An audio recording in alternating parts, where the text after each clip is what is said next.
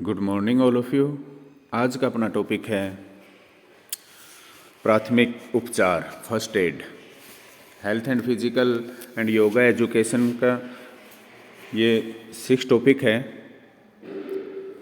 इसमें आप बहुत इम्पोर्टेंट टॉपिक है, ये पेपर में आने वाला है। जो प्रीवियस एग्ज़ाम हुए हैं उसमें से भी उनमें भी ये क्वेश्चन आया है और आगे भी इसकी उम्मीद करते हैं। आप देख रहे हैं प्राथमिक उपचार या प्राथमिक सहायता। तो जीवन रक्षण हेतु अनुदेशन, यानी कि जीवन की रक्षा के जो इंस्ट्रक्शन हैं उसके बारे में है। एक होता है फर्स्ट एड, जो प्राथमिक उपचार किट होती है। आप देख रहे हैं कि किट में क्या कुछ होना चाहिए। फर्स्ट एड किट में मेरा मानना है कि फर्स्ट एड किट हर घर में होनी चाहिए। क्या पता कब किसके घर में क्या परेशानी हो जाए, कि कैसी घटना घट जाए। तो उसके अंदर क्या रखना है, डेटॉल रखनी है, डेटॉल के साथ साथ पट्टी है, वो रख सकते हैं हम, कोई जेल रख सकते हैं, टैबलेट्स रख सकते हैं, कैंची हो सकती है या बेलन नुमा पट्टियाँ हो सकती हैं, जाली वाली पैड हो सकती है जो कोई जख्म हो जाए उस पर लगाने के लिए, उस जख्म को भरने के लिए। सीजर से हम वो कट कर सकते हैं कि सीजर रखेंगे जिससे कि पट्टियाँ कट हो जाएंगी। सुई रख सकते हैं, कोई टाँका वगैरह लगाना है, कहीं ज़्यादा फट गया है, एट ए टाइम ज़्यादा ब्लीडिंग हो रही है। तो इस तरह से ये फर्स्ट एड किट है। फर्स्ट एड किट में ये होना चाहिए कि ये सारा सामान आपके घर पे मौजूद होना चाहिए। क्या पता कब ज़रूरत पड़ जाए और आपको सहायता करनी पड़ जाए, आप एक खुद फर्स्ट एडर हो जाएं। तो किसी भी दुर्घटना में हमें फर्स्ट एड देनी है। जैसे कोई मूर्छा आ जाती है, किसी को मूर्छा आ गई है, कोई बेहोश हो गया है, तो उसके लिए क्या करना चाहिए। कोई जल में गमन हो गया है, यानी कि डूब गया है पानी में, जिसको को तैरना नहीं आता, उसके लिए हमें क्या करना चाहिए कि पेट के बल लेटा दें, सारा पानी उसका बाहर निकाल दें, ऑक्सीजन दें, कृत्रिम सांस उसको दें। या फिर विद्युत आघात हो गया है, बिजली का करंट लग गया है, तो हमें घबराना नहीं है कि हम घबराएं। कोई सूखी लकड़ी की छड़ी लेके उससे हटा सकते हैं, स्विच ऑफ कर सकते हैं। कहीं पे कोई गिल्ला है उससे दूर रहना है। अस्थि भंग हो गया, अस्थि भंग होना यानी कि हड्डियों का टूट जाना। अलग अलग दुर्घटनाएं होती हैं, बिल्कुल टूट जाती है हड्डी, वो अस्थि भंग कहलाता है। या हेयर फ्रैक्चर हो जाता है कि उसमें थोड़ा सा मामूली सा फ्रैक्चर हो जाना, हेयर फ्रैक्चर के बाल के नुमा, कि उसके लिए क्या उपचार करना है। पट्टी बांधनी है, बांध लगाना है सबसे पहले। या कोई आग में जल गया तो उसके लिए क्या करना है कि कोई उसके ऊपर कपड़ा ढके, मोटा कंबल, बोरी या दरी वगैरह का इस्तेमाल कर सकते हैं। आग से झुलस गया है, उसके लिए क्या करना है, बर्नौल वगैरह लगानी है। आँख में कुछ चला गया है तो उसके लिए हमें ठंडे पानी से उसकी आँख धोनी है। घायल, कोई एक्सीडेंट हो गया है, परिवहन से घायल हो गया है, तो उसके किस तरह से पकड़ना है, कैसे ले जाना है, इन तरह की सावधानियां हमें रखनी है। आज के टॉपिक में हम इसको कम्प्लीटली करेंगे कि फर्स्ट एड क्या होती है, प्राथमिक सहायता से आपका क्या अभिप्राय है, इसका क्षेत्र क्या है, इसकी आवश्यकता क्या है, इसके सिद्धांत क्या है। जो फर्स्ट एडर है उसमें किस प्रकार की क्वालिटीज़ होनी चाहिए, हम कंप्लीट वो करेंगे। कि प्राचीन समय से लेकर आधुनिक युग तक मानव में अनेक प्रकार के क्षेत्र निरंतर प्रगति करता गया है। कि मानव कुछ ना कुछ सीखता रहा है, प्रगति करता रहा है, वो सीखा है। और इतने ज़्यादा संसाधन हो चुके हैं, कहीं ना कहीं रोड पे आधी ज़िंदगी रोड पे ही चली जाती है, सड़क पे ही चली जाती है। सड़क में यातायात के साधन बढ़ने के कारण या घरों में इलेक्ट्रॉनिक्स माध्यम होने के कारण, गृहिणियों में कि गैस वगैरह है, एलपीजी गैस का प्रयोग करते हैं रसोई में, या बिजली के झटके लग जाते हैं। तो इसके लिए हमें यह आवश्यक है कि हमें सूझबूझ से काम लेना है। कि डॉक्टर के जाने से पहले ही जो सहायता एक घायल बच्चे को, एक व्यक्ति को या औरत को दे जाए, वही फर्स्ट एड कहलाती है। कि फर्स्ट एड क्या है, व्हाट इज़ फर्स्ट एड। कि दुर्घटना घटने पर डॉक्टर के आने से पहले जो इलाज किया जाए वह प्राथमिक सहायता कहलाता है या प्राथमिक इलाज कहलाता है। कि डॉक्टर नहीं पहुंचा है, डॉक्टर से पहुंचने से पहले जो उसके रोगी है उसको तत्काल ही उसकी देखभाल की जाए, वो कहलाती है प्राथमिक सहायता। आगे हम देख सकते हैं कि प्राथमिक सहायता का क्षेत्र क्या है। प्राथमिक सहायता का क्षेत्र क्या है कि एच.जे. ओटो ने क्या कहा है, प्राथमिक सहायता की परिभाषा किस तरह से दी है कि प्राथमिक चिकित्सा में तत्कालिक चिकित्सा से अधिक और कुछ नहीं होना चाहिए। प्राथमिक चिकित्सा में तत्कालिक चिकित्सा से अधिक और कुछ नहीं होना चाहिए एच.जे. ओटो के अनुसार, क्योंकि उससे ज़्यादा हम देंगे, हम डॉक्टर नहीं हैं, वो एक प्रोफेशनल डॉक्टर हैं, वो इलाज करेंगे। सिर्फ एक तत्कालिक इमीडिएट जो भी हम सहायता कर सकते हैं वही ही प्राथमिक सहायता कहलाती है। तो इनका क्षेत्र क्या है, 3 मेन पॉइंट दिए गए हैं कि रोग के लक्षण का पता लगाना, लक्षणों के आधार पर उनका उपचार करना और रोग का अंतिम रूप से निपटारा करना।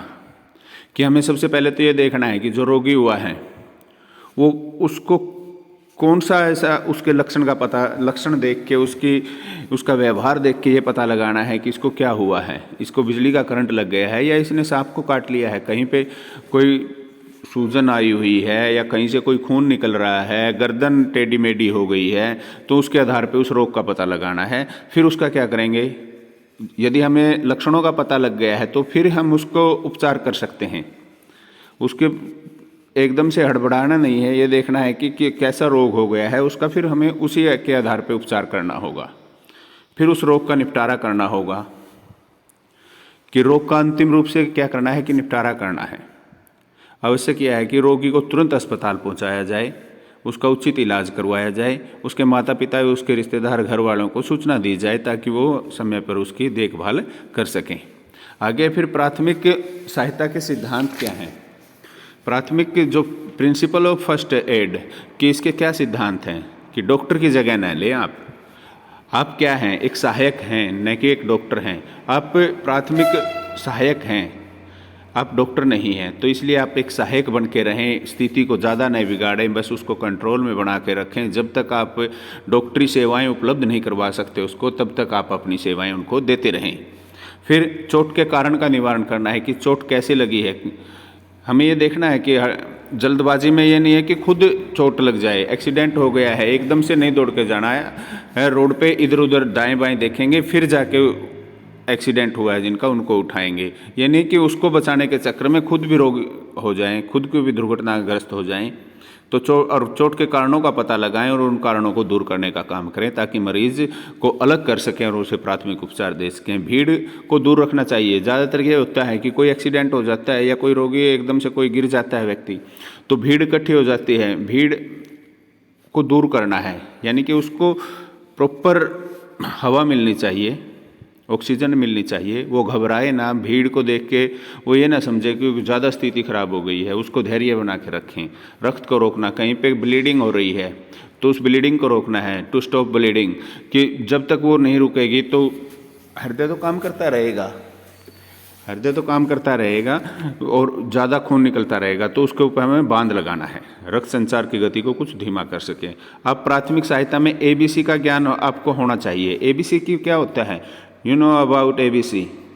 ABC यानी कि एयरवे, ए से एयरवे, वायु का रास्ता छोड़ें, यानी कि ऑक्सीजन आने दें, हवा आने दें। B से ब्रीथिंग, उसको सांस लेने दें, और सांस नहीं आ रहा है तो उसको कृत्रिम सांस, उसको श्वसन क्रिया से दें। C से यानी कि सर्कुलेशन, कि रक्त संचार है वो उसका प्रॉपर होने दें। ज़्यादा बाहर निकल रहा है, बाहर बह रहा है तो उसको रोकने का उपाय हमें करना चाहिए। तो ये कहलाता है ABC, एयरवे, ब्रीथिंग और सर्कुलेशन। फिर है आगे सहानुभूतिपूर्ण व्यवहार रखें, कि सिंपैथिक एटीट्यूड रखें आपका। दुर्घटना की वजह से व्यक्ति बहुत डर गया है, घबरा गया है, भय हो गया, उसका मस्तिष्क ठीक तरह से काम नहीं कर रहा है, वो गाली गलौज भी कर सकता है कि आपकी वजह से ही वो एक्सीडेंट हुआ है। तो पर उसके साथ हमने क्या करना है, सहानुभूतिपूर्ण व्यवहार करना है, ऐसा व्यवहार दिखाना है, उसे विश्वास जताना है कि आप ठीक हैं, आप ठीक हो जाएंगे, आपका इलाज हो जाएगा।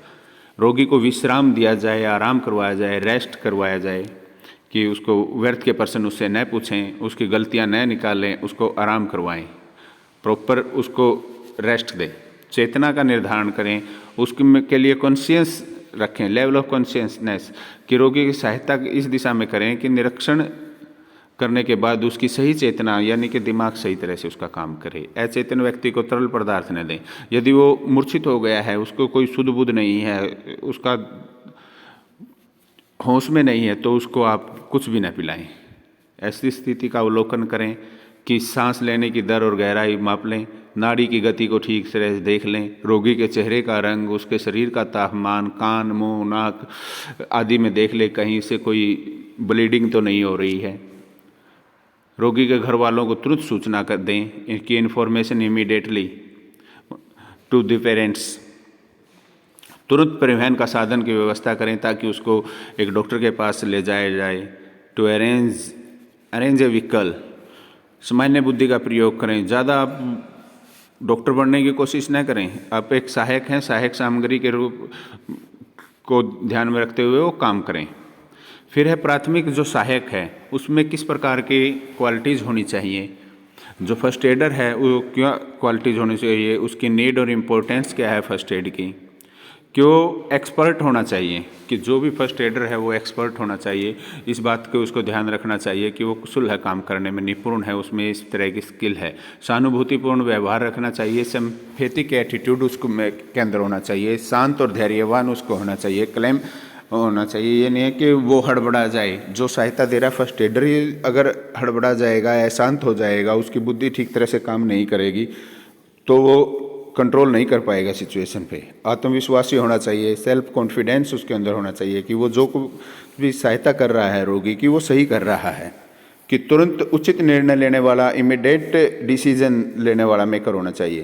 कि अच्छे से एक दुर्घटनाग्रस्त व्यक्ति है, उसको जान का खतरा हो सकता है और उसको समय पर वो सही डिसीजन लेगा, उचित निर्णय लेगा, तभी वो उसकी जान बच सकती है। समझदार और बुद्धि होना चाहिए, बुद्धिमान होना चाहिए। तत्काल निदान करने वाला होना चाहिए कि उपचार अच्छे से इमीडिएटली उपचार करे। कोई सोचे ये नहीं है कि कुछ इलाज कर रहा है, पट्टी बांध रहा है या किस तरह से कि कंबल ढक रहा है, कहीं इसका वो ना हो जाए कि आग से जल गया है। तो अच्छे डिसीजन होने चाहिए और निदान जो समस्याएं हैं उनका समय पर निपटारा करने वाला होना चाहिए। तो इसके बाद आता है कि साधन संपन्न होना चाहिए, कि साधन उचित, जो भी आप साधन की सहायता से, संचार के साधनों से आप डॉक्टर हॉस्पिटल में ले जा सकते हैं, वो होने चाहिए। दक्ष होना चाहिए, निपुण होना चाहिए, चतुर होना चाहिए, होशियार होना चाहिए। कि आप देख सकते हैं कि इस तरह के ये सारे पॉइंट्स हैं, वो किसके अंदर होने चाहिए, एक फर्स्ट एडर के अंदर होने चाहिए। तो फर्स्ट एड की फुल फॉर्म क्या है? फर्स्ट एड यानी कि फर्स्ट इन एक्शन, तत्काल में क्रिया में तत्परता। कि आप फर्स्ट एक्शन एकदम से लें, इमीडिएटली, तत्काल, रिस्पॉन्सिबल फुल होने चाहिए आप। स्वीट और स्मार्ट टेम्पर होना चाहिए आपका, मधुर स्वभाव, शांत होना चाहिए आप, सहनशील होने चाहिए आप, व्यवहार कुशलता आपके अंदर होनी चाहिए, इंटेलिजेंस, बुद्धिमान होने चाहिए आप, अनुशासित, डिसिप्लिन्ड होने चाहिए, इमोशनली साउंड होनी चाहिए आपके अंदर, और रिस्पॉन्सिबल भी होने चाहिए आप। कि फर्स्ट एड क्या है?